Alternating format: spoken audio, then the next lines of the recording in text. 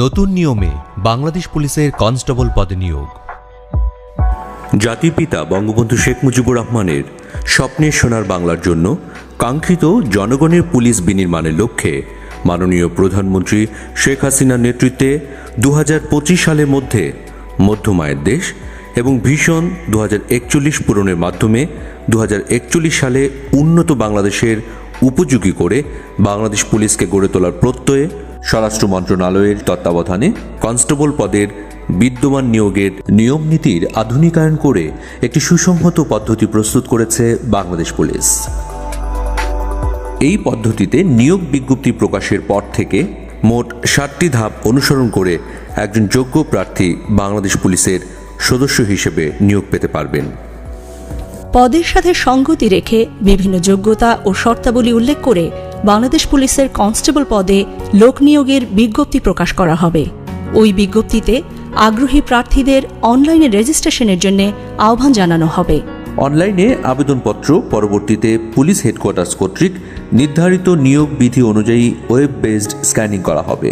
উল্লেখ্য যে প্রার্থী মিথ্যা বা অসম্পূর্ণ তথ্য প্রদান করলে ওই আবেদন নিয়োগের যে কোনো পর্যায়ে বাতিল বলে গণ্য হবে। এজন্য আগ্রহী প্রার্থীদের সঠিক তথ্য প্রদানের জন্য বিশেষভাবে অনুরোধ করা হচ্ছে। এই ওয়েব বেসড স্ক্যানিং শেষে যোগ্য প্রার্থীদের মোবাইল নম্বরে ইউজার আইডি এবং পাসওয়ার্ড সম্বলিত একটি SMS পাঠানো হবে। শারীরিক মাপ ও কাগজপত্র যাচাইকরণ এবং শারীরিক সক্ষমতা যাচাই পরীক্ষায় অংশগ্রহণের জন্য যোগ্য প্রার্থীদের অনলাইনে admit card for physical endurance test প্রদান করা হবে। যোগ্য প্রার্থীগণ A4 সাইজ কাগজে 2 কপি প্রিন্ট করবেন। অ্যাডমিট কার্ডের 2 কপি ব্যতীত কোনো প্রার্থী শারীরিক মাপ ও কাগজপত্র যাচাইকরণ ধাপে অংশগ্রহণ করতে পারবেন না। শারীরিক মাপ ও কাগজপত্র যাচাইকরণ প্রথম দিন। এই ধাপে অংশগ্রহণের জন্য মনোনীত প্রার্থীকে admit card for physical endurance টেস্টের 2 কপি, নিয়োগ বিজ্ঞপ্তিতে উল্লেখিত সকল ডকুমেন্টস সহ উপযুক্ত ড্রেসে নির্ধারিত দিনে যথাসময়ে নির্দেশিত স্থানে উপস্থিত থাকতে হবে। ভেন্যুতে প্রবেশের পরই একটি নির্ধারিত স্কেল দিয়ে প্রার্থীর উচ্চতার সঠিকতা যাচাই করা হবে। এক্ষেত্রে যোগ্য প্রার্থীদের লাইন করে মূল ভেন্যুতে নিয়ে যাওয়া হবে।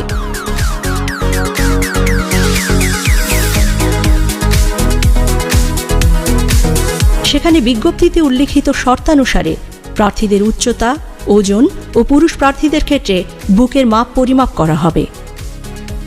এরপর প্রার্থীর ডকুমেন্টস যাচাই করা হবে। শারীরিক মাপ ও ডকুমেন্টস যাচাইয়ের সঠিকতা পাওয়া প্রার্থীদেরকে যোগ্য হিসেবে ঘোষণা করে তাদেরকে শারীরিক সক্ষমতা যাচাই বা ফিজিক্যাল এন্ডিউরেন্স টেস্টে অংশগ্রহণের জন্য admit card for physical endurance টেস্টের 1 কপি প্রদান করা হবে। ফিজিক্যাল এন্ডিউরেন্স টেস্টের সময়সূচি প্রার্থীদেরকে জানিয়ে দেওয়া হবে। শারীরিক সক্ষমতা যাচাই পরীক্ষা দ্বিতীয় দিন। শারীরিক সক্ষমতা যাচাই পরীক্ষার জন্য আগত প্রার্থীদের admit card for physical endurance test ও রেজিস্টারে সংরক্ষিত তথ্যাবলী পুনরায় চেক করে ভেন্যুতে প্রবেশ করানো হবে। এক্ষেত্রেও যথাযথ অ্যাডমিট কার্ড ছাড়া কোনো প্রার্থী মাঠে পরীক্ষায় অংশগ্রহণ করতে পারবেন না।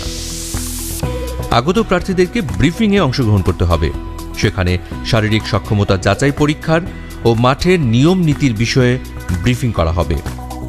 শারীরিক সক্ষমতা যাচাই পরীক্ষার ইভেন্ট শুরুর পূর্বে প্রত্যেক প্রার্থী ইভেন্টে অংশগ্রহণের জন্য শারীরিক ও মানসিকভাবে সুস্থ আছেন মর্মে উল্লেখ করে ইন্ডেমনিটির ঘোষণাপত্র নিয়োগ কমিটির নিকট দাখিল করতে হবে। প্রার্থী ইভেন্টে অংশগ্রহণের পূর্বেই এই ঘোষণাপত্র প্রদান করা বাধ্যতামূলক। শারীরিক সক্ষমতা যাচাই পরীক্ষা মোট 7টি ইভেন্টের মাধ্যমে অনুষ্ঠিত হবে। একজন প্রার্থীকে শারীরিক সক্ষমতা যাচাই পরীক্ষায় উত্তীর্ণ হতে হলে প্রতিটি ইভেন্টেই তাকে কৃতকার্য হতে হবে। যে কোনো ইভেন্টে অকৃতকার্য হলে প্রার্থীর প্রার্থিতা বাতিল করা হবে। প্রথম ইভেন্ট দৌড়। এই ইভেন্টে পুরুষ প্রার্থীদের 200 মিটার দূরত্ব 28 সেকেন্ডে এবং নারী প্রার্থীদের 200 মিটার দূরত্ব 34 সেকেন্ডে অতিক্রম করতে হবে। দৌড় শুরুর পূর্বে প্রার্থীদেরকে দৌড়ের নিয়মকানুন বিষয়ে ব্রিফিং করা হবে। দৌড়ের ক্ষেত্রে প্রার্থীকে চুনের দাগ বা চেক পয়েন্টের পেছনে সিটিং পজিশন নিতে হবে। কোনো প্রার্থী যদি চুনের দাগ স্পর্শ করেন কিংবা হুইসল ব্যতীত দৌড় আরম্ভ করলে সরাসরি ডিসকোয়ালিফাইড হবেন। এই ইভেন্টে উত্তীর্ণ প্রার্থীরাই পরবর্তী ইভেন্টে অংশগ্রহণ করার সুযোগ পাবেন। দ্বিতীয় ইভেন্ট পুশ আপ। এই ইভেন্টে পুরুষ প্রার্থীদের 35 সেকেন্ডে 15টি পুশ আপ ও নারী প্রার্থীদের 30 সেকেন্ডে 10টি পুশ আপ দিতে হবে। ইভেন্ট শুরুর আগেই প্রার্থীদেরকে পুশ আপ ইভেন্টের নিয়মকানুনের বিষয়ে ব্রিফিং করা হবে। পুশ আপে বডি, হেড, ব্যাক পার্ট এবং হিপ একই লেভেলে অর্থাৎ স্ট্রেট থাকতে হবে। হিপ ডাউন থাকবে, হাঁটু সোজা থাকবে এবং কোনো অবস্থাতেই মাটিতে স্পর্শ করবে না। আপ অবস্থায় এলবো স্ট্রেট এবং ডাউন অবস্থায় এলবো বেন্ড থাকবে। আপ থেকে ডাউনে গিয়ে আবার আপে আসলে একটি পুশ আপ কাউন্ট করা হবে। বাঁশি দিলে প্রত্যেক প্রার্থীকে পুশ আপ শুরু করতে হবে। কোনো প্রার্থী উল্লিখিত নিয়মের ব্যত্যয় করলে ডিসকোয়ালিফাইড হবেন।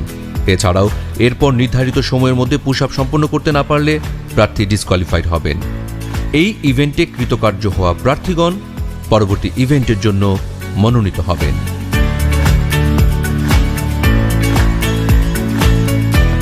তৃতীয় ইভেন্ট লং জাম্প।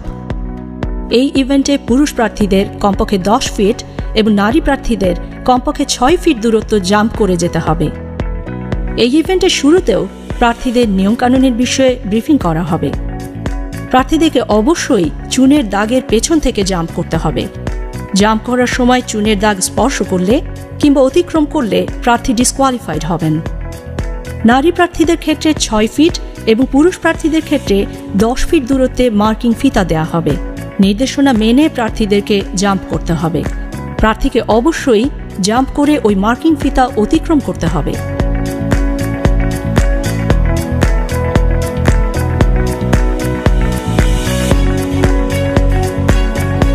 এক্ষেত্রে প্রার্থী মার্কিং ফিতা অতিক্রমে ব্যর্থ হলে ডিসকোয়ালিফাইড হবেন। উল্লেখ্য যে প্রত্যেক প্রার্থী এই ধাপে উত্তীর্ণ হতে সর্বোচ্চ 3 বার করে জাম্প করার সুযোগ পাবেন। চতুর্থ ইভেন্ট হাই জাম্প। এই ইভেন্টে পুরুষ প্রার্থীদের জাম্প করে 3.5 ফিট ও নারী প্রার্থীদের 2.5 ফিট উচ্চতা অতিক্রম করতে হবে। ইভেন্ট শুরুর পূর্বেই প্রার্থীদেরকে ইভেন্টের নিয়মকানুনের বিষয়ে জানিয়ে দেওয়া হবে। ইভেন্ট পরিচালক বাঁশি দিলে প্রত্যেক প্রার্থী দৌড়ে এসে জাম্প করে নির্ধারিত উচ্চতা অতিক্রম করবে। জাম্প করার সময় ক্রসবার স্পর্শ করলে বা ক্রসবার পড়ে গেলে কিংবা জাম্প করার পর প্রার্থী জাম্পিং পিটের মধ্যে না থাকলে ডিসকোয়ালিফাইড হবেন। উল্লেখ্য যে প্রত্যেক প্রার্থী এই ধাপে উত্তীর্ণ হতে সর্বোচ্চ 3 বার করে জাম্প করার সুযোগ পাবেন। এই ধাপে উত্তীর্ণ প্রার্থীরাই কেবলমাত্র পরবর্তী দিনের শারীরিক সক্ষমতা যাচাই পরীক্ষায় অংশগ্রহণ করতে পারবেন। হাই জাম্প ইভেন্টের মাধ্যমেই শারীরিক সক্ষমতা যাচাই পরীক্ষার দ্বিতীয় দিনের কার্যক্রম শেষ হবে। শারীরিক সক্ষমতা যাচাই পরীক্ষা তৃতীয় দিন। শারীরিক সক্ষমতা যাচাই পরীক্ষার তৃতীয় দিনে নির্দেশনা অনুযায়ী প্রার্থীদের যথাসময়ে নির্ধারিত স্থানে উপযুক্ত পোশাকে উপস্থিত থাকতে হবে। তৃতীয় দিনের শুরুতেও প্রার্থীদের ব্রিফিং করে ওই দিনের কার্যক্রমের বিষয়ে অবহিত করা হবে। ব্রিফ শেষে প্রার্থীদের পুনরায় ইভেন্ট স্থলে নিয়ে যাওয়া হবে। পঞ্চম ইভেন্ট দৌড়। এক্ষেত্রে পুরুষ প্রার্থীদের 1600 মিটার দূরত্ব 6 মিনিট 30 সেকেন্ড এবং নারী প্রার্থীদের 1000 মিটার দূরত্ব 6 মিনিটে অতিক্রম করতে হবে। দৌড় শুরুর পূর্বে প্রার্থীদেরকে দৌড়ের নিয়মকানুন বিষয়ে ব্রিফিং করা হবে। দৌড়ের ক্ষেত্রে প্রার্থীকে চুনের দাগ বা টেক পয়েন্টের পেছনে সিটিং পজিশন নিতে হবে। এক্ষেত্রে একই রিদমে দৌড়ে অংশগ্রহণ এবং অনুশীলনের প্রয়োজনীয়তা রয়েছে। এই ইভেন্টে উত্তীর্ণ প্রার্থীরাই পরবর্তী ইভেন্টে অংশগ্রহণ করার সুযোগ পাবেন। ষষ্ঠ ইভেন্ট ড্র্যাগিং। এই ইভেন্টে পুরুষ প্রার্থীদের 150 পাউন্ড ওজনের টায়ারকে টেনে 30 ফুট দূরত্ব এবং নারী প্রার্থীদের 110 পাউন্ড ওজনের একটি টায়ারকে টেনে 20 ফুট দূরত্ব পর্যন্ত নিতে হবে।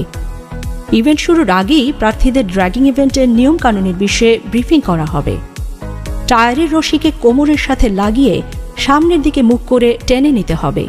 ড্র্যাগিং শুরুর বাঁশি দিলে প্রত্যেক প্রার্থী ড্র্যাগিং শুরু করবেন। এক নাগারে ড্র্যাগিং করতে হবে। এক্ষেত্রে যদি কোনো প্রার্থী বসে পড়েন কিংবা থেমে যান কিংবা নিজের ট্র্যাকের বাইরে টায়ার নিয়ে যান তাহলে প্রার্থী ডিসকোয়ালিফাইড হবেন।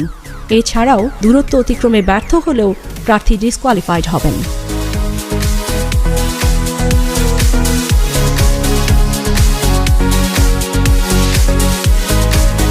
সপ্তম ইভেন্ট রোপ ক্লাইম্বিং। এই ইভেন্টে পুরুষ প্রার্থীদের কমপক্ষে 12 ফিট এবং নারী প্রার্থীদের কমপক্ষে 8 ফিট রোপ ক্লাইম্বিং করতে হবে। ইভেন্ট শুরুর পূর্বেই প্রার্থীদের রোপ ক্লাইম্বিংয়ের নিয়ম নীতি জানিয়ে দেওয়া হবে।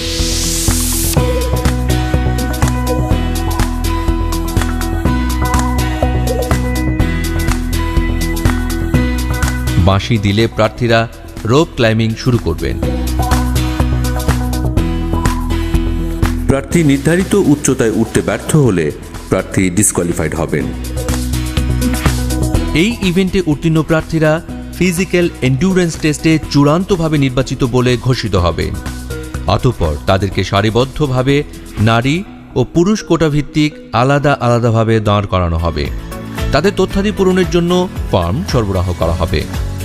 পূরণকৃত ফর্ম, ফিজিক্যাল এন্ডুরেন্স টেস্টের কার্ড, সার্টিফিকেট, পাসপোর্ট সাইজের ছবি এবং অফেরতযোগ্য ব্যাংক চালান, বিজ্ঞপ্তিতে উল্লিখিত সকল ডকুমেন্ট সংগ্রহ করে পুনরায় যাচাই বাছাইপূর্বক উপযুক্তদের ডকুমেন্টস রিজার্ভ অফিসের হেফাজতে রেখে নিয়োগ বোর্ড সভাপতির স্বাক্ষরিত লিখিত পরীক্ষা সহ অন্যান্য সকল পরীক্ষার জন্য প্রবেশপত্র ইস্যু করা হবে। পরবর্তী সময়ে উত্তীর্ণ প্রার্থীকে বাংলা, ইংরেজি, সাধারণ গণিত ও সাধারণ বিজ্ঞানের ওপর 45 নম্বরের লিখিত পরীক্ষায় অংশগ্রহণ করতে হবে। লিখিত পরীক্ষায় উত্তীর্ণদের 15 নম্বরের মনস্তাত্ত্বিক ও মৌখিক পরীক্ষায় অংশগ্রহণ করতে হবে। এরপর লিখিত পরীক্ষা, মনস্তাত্ত্বিক ও মৌখিক পরীক্ষার নম্বরের উপর ভিত্তি করে বিজ্ঞপ্তিতে উল্লিখিত কোটা অনুসরণ করে জেলাওয়ারি মেধাক্রম তৈরি করে প্রাথমিকভাবে প্রার্থীদের নির্বাচন করা হবে। প্রাথমিকভাবে নির্বাচিত প্রার্থীদের পুলিশ ভেরিফিকেশন ও স্বাস্থ্য পরীক্ষা সম্পন্ন করে চূড়ান্তভাবে প্রশিক্ষণে অন্তর্ভুক্তকরণ করা হবে। এভাবেই একজন উপযুক্ত প্রার্থী বাংলাদেশ পুলিশে কনস্টেবল পদে নিয়োগ পাবেন। নতুন নিয়মে শুরু হতে যাওয়া নিয়োগ প্রক্রিয়ায় উত্তীর্ণ হতে সঠিক নিয়মে প্রস্তুতি গ্রহণের কোনো বিকল্প নেই। তাই আগ্রহী প্রার্থীদের সঠিক নিয়মে শারীরিক সক্ষমতা যাচাই পরীক্ষার প্রস্তুতি নেওয়ার জন্য বিশেষভাবে অনুরোধ জানানো হচ্ছে। আপনি কি সৎ? আপনি কি সাহসী? আপনি কি দেশের জন্য যে কোনো চ্যালেঞ্জ গ্রহণে সক্ষম? যদি আপনার উত্তর হ্যাঁ হয়, তবে আপনাকেই খুঁজছে Bangladesh police. Join Bangladesh police. চাকরি নয়, সেবা।